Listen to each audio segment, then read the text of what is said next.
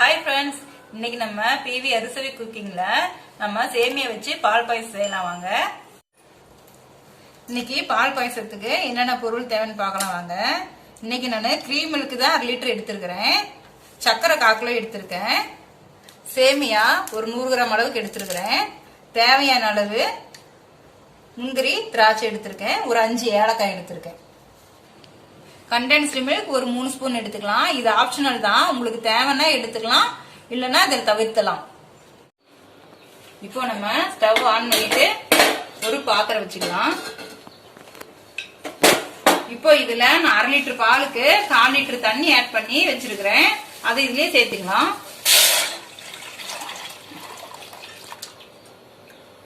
இப்போ பால் நல்லா கொதிச்சு வரட்டும்.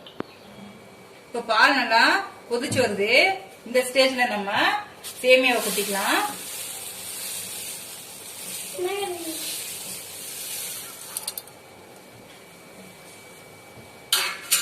சேமியாவை கொட்டிட்டு ஒரு நிமிஷத்துக்கு ஒருக்கா கலரிட்டே இருங்கல்ல, இல்லைன்னா அடி பிடிச்சுக்கும். இந்த சேமியா ஒரு 10 நிமிஷம் வெந்து வரட்டும். சேமியா இந்த பக்கம் வெந்துட்டு இருக்கட்டும். இப்ப நம்ம சைடு பை சைடு இதுல முந்திரி திராட்சை வறுத்துக்கலாம். ஸ்டவ் ஆன் பண்ணிக்கலாம்.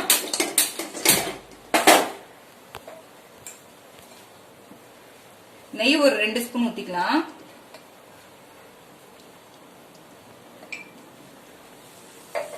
நெய் நல்லா காயிட்டும். இப்ப நெய் சூடேறிச்சு, முந்திரியும் திராட்சையும் ஆட் பண்ணிக்கலாம்.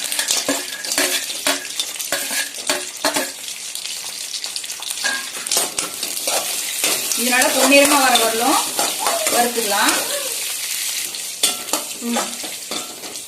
அடுப்ப சிம்மில் வச்சு முந்திரியும் திராட்சை வறுத்து எடுத்துக்கோங்க. இப்ப பாருங்க, திராட்சை நல்லா பஃப்னு உப்பு வருது. இப்போ நம்ம ஸ்டவ் ஆஃப் பண்ணிக்கலாம். போதும். இப்ப நம்ம இதை வேற ஒரு பாத்திரத்துக்கு மாற்றி வச்சிடலாம்.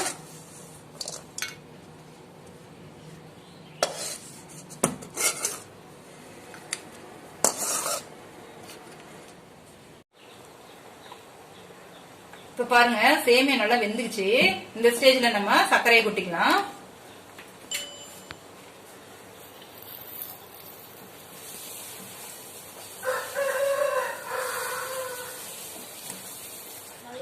சர்க்கரை கொட்டி நல்லா கிளறிக்கலாம்.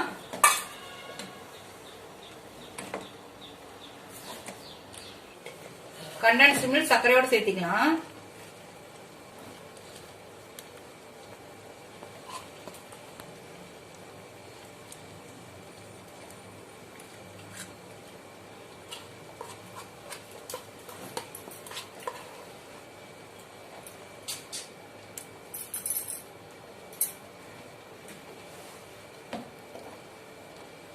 மூணு ஸ்பூன் இதுல நம்ம ஆட் பண்ணியாச்சு.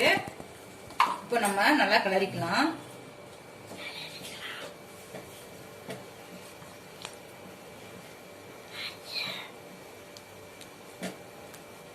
இப்போ நல்லா வெந்துருச்சு. இதுல ஏலக்காய் சேர்த்துக்கலாம்.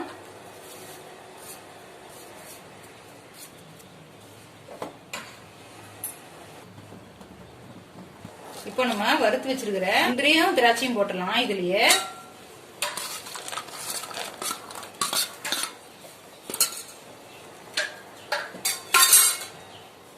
முந்திரி திராட்சை போட்ட உடனே நம்ம இப்ப ஒரு கிளறி விட்டுட்டு நம்ம ஸ்டவ் ஆஃப் பண்ணிக்கலாம். அவ்வளவுதாங்க.